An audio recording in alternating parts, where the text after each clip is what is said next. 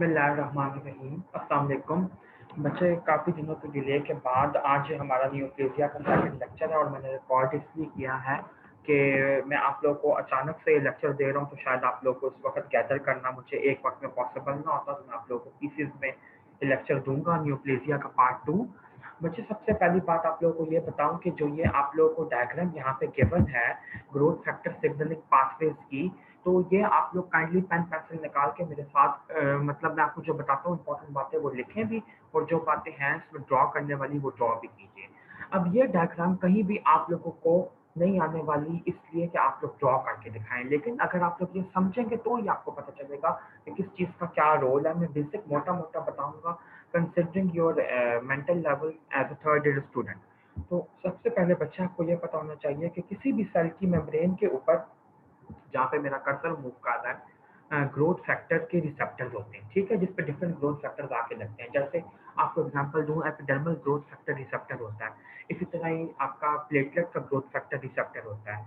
तो ये जो आपके डिफरेंट रिसेप्टर्स हैं ग्रोथ फैक्टर्स के, टीजीएफ होता है ट्रांसफॉर्मिंग ग्रोथ फैक्टर, बीटा का ग्रोथ फैक्टर का रिसेप्टर होता है। तो इसके ऊपर आके डिफरेंट ग्रोथ फैक्टर्स लगते हैं, इन्हीं के कॉरेस्पॉन्डिंग, यानी कि एपिडर्मल ग्रोथ फैक्टर या ट्रांसफॉर्मिंग ग्रोथ फैक्टर। इस तरह के ग्रोथ फैक्टर्स आके जब रिसेप्टर पे लगते हैं तो वो स्टिम्युलेट करते हैं डिफरेंट बाइंडिंग प्रोटीन्स को।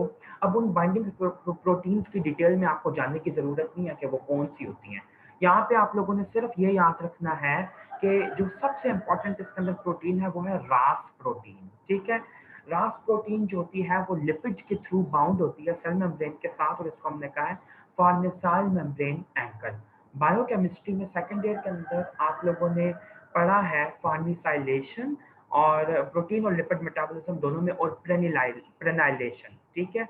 ये दो टर्म्स हैं लिपिड मेम्ब्रेन से, यानी कि सेल मेम्ब्रेन में जो लिपिड्स हैं उनसे रिलेटेड, कि आपका जो सेल मेम्ब्रेन के अंदर डिफरेंट कंपोनेंट्स होते हैं लाइकोप्रोटीन के, इसके अलावा लिपिड्स के सेपरेटली और प्रोटीन्स के सेपरेटली, ये डिफरेंट प्रोटीन्स को एंकर करने के लिए काम आते हैं। तो इसलिए हम ये टर्म्स यूज करते हैं फार्निसाइलेशन और प्रेनाइलेशन की। और जब भी ये टर्म्स आएंगी तो आपने ये याद रखना है कि इन इन टर्म्स का मतलब है एंकरेज। ये किसी चीज को जुड़वा रही हैं, किसी चीज को ग्लू करवा रही हैं, किसी चीज को होल्ड करवा रही हैं। तो रास प्रोटीन, बच्चे, हमारा वाइवा का टिपिकल क्वेश्चन था कि व्हाट डज रास स्टैंड फॉर। हमसे वाइवा में एचओडी ने पूछा।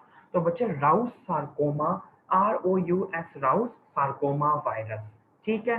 रास का जो वर्ड है वो बेसिकली इधर से निकला है, लेकिन आप ये सोचेंगे कि RAS से क्या बनता है, ये इन सीक्वेंस कुछ भी नहीं बनता, लेकिन इस प्रोटीन का नाम राउस सार्कोमा वायरस के ऊपर है।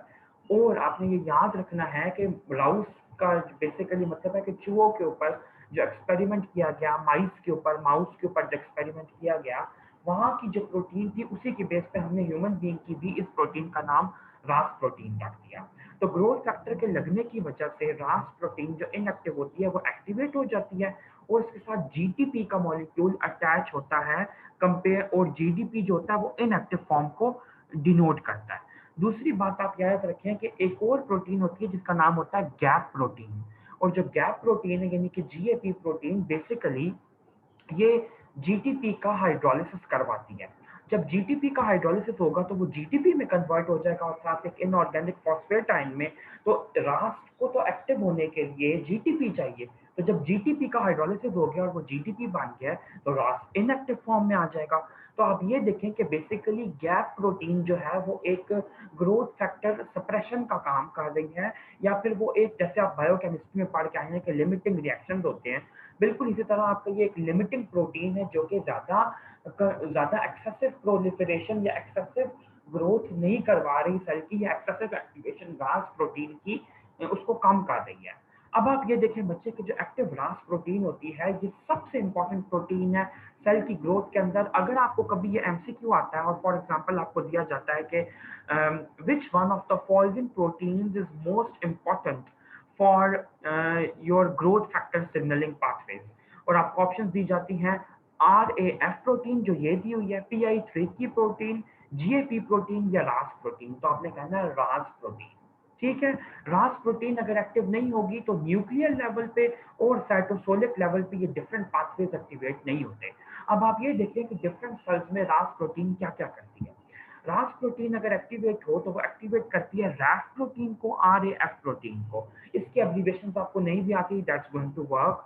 और उसके बाद ये एक्टिवेट करता है एक और प्रोटीन के एक और पाथवे को बेसिकली, जिसे हम कहते हैं MAPK पाथवे। और MAPK से बनता है माइटोजन एक्टिवेटेड फॉस्फोकाइनेज पाथवे। ठीक है, इस ये बेसिकली आपने ये याद रखना है कि MAPK पाथवे जो होता है ये न्यूक्लियर लेवल पे जाके एक्ट करता है। अब दूसरा देखें कि रास प्रोटीन PI3 के पाथवे को भी एक्टिवेट करती है, जिससे बनता है फॉस्फोइनोसिटोल या फॉस्फोट्राइनोसिटोल 3 काइनेज। ठीक है, या फॉस्फोइनोसिटोल 3 काइनेज इससे बेसिकली बनता है। और इसके जरिए AKT जो होता है वो बेसिकली एक प्रो ग्रोथ प्रोटीन है। ठीक है, प्रो ग्रोथ प्रोटीन से मुराद ये है कि वो आपके सेल के अंदर ग्रोथ को एनहांस करती है। और ये तो एक ये खुद भी इसके डायरेक्ट इफेक्ट्स होते हैं, लेकिन इसका एक दूसरा इफेक्ट ये है कि ये MTOR को भी एक्टिवेट करती है। अब आप लोग ये देखें कि MTOR जो होता है इससे क्या बनता है बच्चे। MTOR से बनता है मैकेनिस्टिक टारगेट ऑफ रेपामाइसिन, या मैकेनिस्टिक के बजाय इसको हम लोग कहते हैं मेमेलियन टारगेट ऑफ रेपामाइसिन। रेपामाइसिन एक एंटीबायोटिक आप कह लें या कीमोथेराप्यूटिक ड्रग कह लें, जो कि आप फार्माकोलॉजी में भी पढ़ेंगे। बेसिकली ये ड्रग जो है, इसका नाम ही हमने इसलिए रखा है कि ये आपके सेल पाथवे को, प्रोटीन सिंथेसिस को, जो आपके सेल की ग्रोथ है उसको इनहिबिट करती है। तो इसलिए हमने इस प्रोटीन का नाम भी इसी एंटीबायोटिक पर रख दिया, जिसके लिए हमने ये एंटीबायोटिक बनाई है। तो आप ये देखें कि AKT pathway pro growth metabolism को बढ़ाता है और MTOR जो है वो इंक्रीज प्रोटीन सिंथेसिस करवाता है। एक और बात यहाँ पे बताता चलूं, अभी हम आगे डिस्कस भी करेंगे। एक बहुत इंपॉर्टेंट जीन आपके न्यूक्लियस में एग्जिस्ट करता है, जिसको हम कहते हैं मिक जीन, MYC जीन। ठीक है, जो माइक जीन है या मिक जीन है, इसकी डिफरेंट फॉर्म्स होती हैं और ये बहुत इंपॉर्टेंट सेल रेगुलेटरी मैकेनिज्म्स को रेगुलेट करता है और सेल साइकिल के अंदर भी इसका हिस्सा होता है। मैं भी आपको आगे डिटेल में बताता हूँ। इसके अलावा आपने पढ़ी होगी साइक्लिन प्रोटीन्स होती हैं डिफरेंट, ठीक है, जो कि सेल की ग्रोथ को रेगुलेट करती हैं। तो इन सारी प्रोटीन्स के इफेक्ट की वजह से जो क्यूमुलेटिव इफेक्ट आता है, that is basically the cell growth. तो आप ये देखें कि नियोप्लेजिया यानी कि कैंसर, हम क्यों कहते हैं कि कैंसर जो है वो प्रॉपरली काबिल इलाज नहीं है, कंप्लीटली काबिल इलाज नहीं है, इट्स नॉट कंप्लीटली ट्रीटेबल। उसकी वजह यह है कि इतनी सारी जीन्स, इतनी सारी प्रोटीन इन्वॉल्व हैं एक सेल की मल्टीप्लिकेशन के अंदर, एक सेल की ग्रोथ के अंदर, कि हम उन सबको काबू नहीं कर सकते। We are still evolving in our studies. तो हम लोग रिसर्चेस कर रहे हैं डिफरेंट प्रोटीन्स के एंटागोनिस्ट बनाने के लिए और उनके इनहिबिटर्स बनाने के लिए। तो ये ग्रोथ पाथवे मैंने आपको अभी क्यों समझाया, जब इंशाल्लाह ताला आप लोगों को अभी आप लोगों को प्रोटोन को जीन्स और ट्यूमर सप्रेसर जीन्स समझाऊंगा, तो आप लोगों को क्लियर हो जाएगा कि इस पाथवे को करने का क्या पड़ता है। बेसिक प्रोटीन का मैंने आपको आइडिया दे दिया। अब आप लोगों को मैं बताता हूँ कि नॉर्मली जो सेल साइकिल होती है उसमें क्या होता है। ठीक है, उसके अंदर कौन कौन सी प्रोटीन इन्वॉल्व होती है। और बच्चे जो ये वाली डायग्राम आपको डिस्प्ले की है, that is a very important diagram for your profs MCQs और क्वेश्चंस के लिए। तो इसमें से मैं आपको इंपॉर्टेंट एमसीक्यूज अभी बताता जाता हूँ। ये दो सिंपल डायग्राम्स जब हम लोग कर लेंगे तो फिर मैं आऊंगा प्रोटोन को जीन्स और ट्यूमर सप्रेसर जीन्स की तरफ से। बच्चे बेसिकली आप ये देखें, नीचे इस पैराग्राफ में भी डिस्क्रिप्शन दी हुई है कि ये साइक्लिन प्रोटीन्स हैं। इसके अलावा इनको चलाने के लिए और इनका एक्शन रेगुलेट करने के लिए आपके पास एंजाइम्स हैं, जिनका नाम होता है CDKs, साइक्लिन डिपेंडेंट काइनेजेस। और आपको पता है जितने भी काइनेजेस होते हैं वो फॉस्फोराइलेशन कॉज करवाते हैं। ठीक है, दूसरी चीज आपको ये पता होना चाहिए कि साथ ही साथ यहाँ पे इसमें CDK के इनहिबिटर्स भी बताए हुए हैं, जो कि इनकी ग्रोथ को रोकते हैं। तो बच्चे सबसे पहले आप लोग ये देखो कि सेल की ग्रोथ के 4 फेजेस हैं, G1 synthesis phase, G2 phase and M phase. आपको ऑब्वियसली पता है बच्चे कि इन फेजेस में क्या होता है। M phase is specifically for mitosis, ठीक है, और S फेज के अंदर चीजों का सिंथेसिस होता है। बाकी G1 और G2 फेज जो है वो बेसिकली रिस्पॉन्सिबल हैं आपकी सेल की ग्रोथ के लिए। ठीक है, तो अब आप लोग ये देखें कि जो एक बहुत इंपॉर्टेंट आपको मैं करवाने वाला हूँ प्रोटोऑन्कोजीन, जो कि अभी हम करेंगे भी, जिसका नाम है रेटिनोब्लास्टोमा, RB जीन, और इसी की प्रोटीन होती है रेटिनोब्लास्टोमा। ठीक है, तो ये बेसिकली रेगुलेट करती है G1 से S फेज के अंदर ट्रांजिशन को। G1 से S फेज के अंदर जो ट्रांजिशन होती है, तो आपको ये टिपिकल एमसीक्यू आता है क्रॉस का कि retinoblastoma act to control the cell cycle at which phase, और आपको दिया होता है G1 to S, S to G1, S to G2 या G2 टू M। तो आपने याद रखना है कि G1 टू S है, S टू G1 नहीं है, उल्टा नहीं चलता। दूसरी चीज आपको एमसीक्यू जो यहाँ पे आता है कि G2 से M फेज के अंदर कौन सा जो आपको साइक्लिन है वो रेगुलेट करवा रहा है, तो दैट इज बच्चे basically your cyclin B protein. Cyclins के ऊपर अभी मैं बाद में आता हूँ। अब आप देखें कि साइक्लिन्स की तीन बेसिकली फैमिलीज एग्जिस्ट करती हैं, होती इससे ज्यादा भी हो सकती हैं, ऐसी बात नहीं है, लेकिन जिसमें सबसे इंपॉर्टेंट वाली हैं चार, आपको मैं यहाँ पे बताता हूँ कौन कौन सी हैं। चार हैं बच्चे, इसको करेक्ट कर लें। साइक्लिन ए, साइक्लिन बी, साइक्लिन डी और साइक्लिन ई। मैं अभी साइक्लिन प्रोटीन्स की बात कर रहा हूँ, सीडी केस की बात नहीं कर रहा, सो डोंट कंफ्यूज इट। ये भी प्रॉफ में पहले हमसे आ चुका है। ऑप्शन ये दिया हुआ था कि विच one of the following is not a significant cyclin protein in human beings, और ऑप्शन थी साइक्लिन ए, साइक्लिन बी, साइक्लिन सी, साइक्लिन डी, साइक्लिन ई। तो आपका करेक्ट ऑप्शन है साइक्लिन सी। साइक्लिन सी जो है वो ह्यूमन बींग्स के अंदर कोई सिग्निफिकेंट साइक्लिन प्रोटीन नहीं है, लेकिन साइक्लिन ई, बी, ए और डी जो है ये सिग्निफिकेंट है। अच्छा, अब आप ये देखें कि कौन कौन सी प्रोटीन्स कहाँ पे एक्ट कर रही हैं। जो साइक्लिन डी प्रोटीन्स हैं ये G1 और S फेज को रेगुलेट करवा रही हैं। साइक्लिन ए प्रोटीन S और G2 को रेगुलेट करवा रही हैं, और जो साइक्लिन बी होती है वो G2 और M को, इन M की ट्रांजिशन के लिए बेसिकली इंपॉर्टेंट है। जो साइक्लिन ई प्रोटीन है बच्चे, तो ये बिल्कुल साइक्लिन डी और ए को ओवरलैप कर रही है। तो ओवरलैप कर रही है तो इसका मतलब है कि इसका G1 और S दोनों के अंदर कुछ ना कुछ रोल होगा। तो अक्सर आपको ये एमसीक्यू इस तरह आ जाया करता है कि सेल साइकिल जो है, फॉर एग्जांपल अगर G1 के अंदर है तो कौन सी साइक्लिन प्रोटीन सबसे इंपॉर्टेंट होगी, A B C D E, तो आपने कहना है डी। ठीक है। अच्छा, अब आप ये देखें कि हर साइक्लिन प्रोटीन का अपना अपना काइनेज एंजाइम है, के4, के6। जैसे ए वाली का K1, K2 और बी वाली का भी K1 है और ई वाली का K2 है। तो इसको याद रखने का बच्चे आसान तरीका ये है कि ए, बी और ई जो साइक्लिन प्रोटीन्स हैं, तो इनके इंपॉर्टेंट साइक्लिन डिपेंडेंट काइनेजेस जो एंजाइम्स हैं, दे आर बेसिकली या तो वन CDK1 है या CDK2 है। लेकिन जो आपका साइक्लिन डी प्रोटीन है, तो इसके इंपॉर्टेंट साइक्लिन डिपेंडेंट काइनेजेस जो एंजाइम है वो 4th नंबर है या 6th नंबर है, ये आपने याद रखना है। अब आप ये देखें कि cyclin protein, cyclin dependent kinases और जो मैंने आपको यहाँ पे सेल साइकिल के फेजेस शो किए, these all are pro growth. ये ग्रोथ को एनहांस करने के लिए है। सेल साइकिल के अंदर जो ग्रोथ एनहांस हो रही है वो बेसिकली इन प्रोटीन्स और इन काइनेजेस की वजह से हो रही है।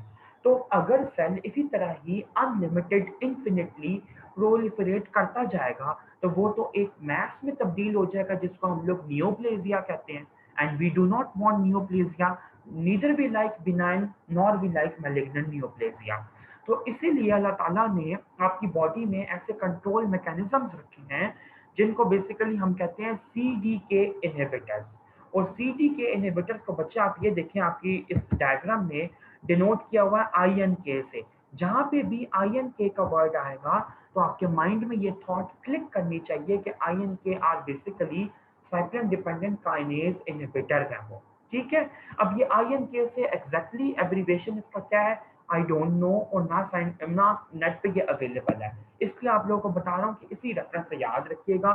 तो जो इसके अंदर कुछ बहुत इंपॉर्टेंट वाली हैं बच्चे, वो मैं यहाँ पे हाईलाइट कर देता हूँ। सबसे पहले आप ये देखें कि साइक्लिन डिपेंडेंट काइनेज जो सबसे इंपॉर्टेंट है, P53 यहाँ पे नहीं शो किया, मैं आपको बताता हूँ उसका क्या रोल है, वो बाद में हम बात करते हैं। सबसे पहले बच्चे आप ये देखें कि आपका जो होता है P21, P20, ये देखिए P21, 27, 57, P21, 27, 57, 21, 27, 57, 21, 27, 57। ये हमें कितनी मुश्किल लग रही थी डायग्राम देखने में, लेकिन कितनी आसान निकली कि जो आपकी P21, P27 और P57 ये जो प्रोटीन्स हैं और इन्हीं के जो जीन्स हैं, बेसिकली वो सारी की सारी सेल साइकिल को कंट्रोल कर रहे हैं, एस्फेज को भी, G2 को भी और माइटोसिस के स्टार्ट को भी। ठीक है, सारे के सारे इसको भी कंट्रोल कर रहे हैं। और अगर आपसे कभी ये एमसीक्यू पूछा जाता है कि which one of the following phases of cell cycle is not controlled by P21, P27 and P57? तो आपने कहना है G1 फेज, क्योंकि G1 के जो आपको यहाँ पे नजर आ रही है, देखिए मैं आप लोगों को जूम करके दिखा रहा हूँ, इसके cyclin dependent kinase inhibitors different है, P16, 15, 18, 19। ठीक है, तो याद रखिएगा बच्चे, एक बात आप लोगों को यहाँ पे और बता दूं कि जब कभी सेल माइटोटिक फेज में चला जाता है, एम फेज में, तो फिर उसकी कंट्रोल नहीं हो सकता, उसकी रेगुलेशन नहीं हो सकती, उसकी प्रोलिफरेशन की कंट्रोल नहीं हो सकता। ये बात आपने लाजमी ज़हन में बिठानी है कि जो G1 फेज है, एस फेज है, G2 है, ये फिर भी अंडर कंट्रोल है, इनका रेगुलेशन हो जाती है। लेकिन एक दफ़ा सेल माइटोसिस में चला गया, फिर ऐसी प्रोटीन बहुत कम एग्जिस्ट करती हैं और काफ़ी हद तक इनफेक्टिव होती हैं। तो आप ये देखें कि P16, 15, 18, 19 G1 फेज के लिए है और बाकी सारी प्रोटीन S और G2 के लिए, एम फेज के लिए कोई इतनी सिग्निफिकेंट है नहीं बेसिकली। तो यही वाली प्रोटीन डिफरेंट फेजेस के अंदर ट्रांजिशन को भी रोक रही हैं और साथ ही साथ इन फेजेस को भी कंट्रोल कर रही हैं। तो जिस तरह के एमसीक्यूज यहाँ से आ सकते हैं वो मैंने आपको बताए हैं। 2-3 एमसीक्यूज आपको मैं और बता देता हूँ। जैसे आपको एमसीक्यू आ सकता है, which one of the following cyclin dependent kinase inhibitors regulates S to G2 transition, इसको इनहिबिट करता है, बेसिकली इस ट्रांजिशन को इनहिबिट करता है। तो मैं आपको ऑप्शंस दे दूं, P16, P15, P18, P19, P21। तो आप कहेंगे P21, P21 इसको रेगुलेट कर रहा है, लेकिन बाकी जो मैंने 4 P's के नाम लिए हैं वो आपके सारे G1 के थे। इसी तरह ही आपको एक और एमसीक्यू आ सकता है, which one of the following cyclin dependent kinase inhibitors acts upon cyclin A? ठीक है, साइक्लिन ए पे कौन सा एक्ट करता है? And your options are P21, P27, P57 या ऑल ऑफ दीज। तो आपने कहना ऑल ऑफ दीज, ये तीनों की तीनों साइक्लिन ए पे एक्ट करते हैं। इस तरह के छोटे छोटे एमसीक्यूज आ सकते हैं। अब आप लोगों को ये डायग्राम कितनी मुश्किल लग रही थी, तो अब आप लोगों के लिए इजी हो गई है कि 3 आपने ये प्रोटीन्स याद रखनी है और 4 ये, बस। This is so simple, it's not that tough. अब दूसरा लेक्चर बच्चे मैं आप लोगों को जो देता हूँ, तो उसके अंदर हम लोग डिस्कस करेंगे ट्यूमर सप्रेसर जीन्स और प्रोटोऑन्कोलॉजी।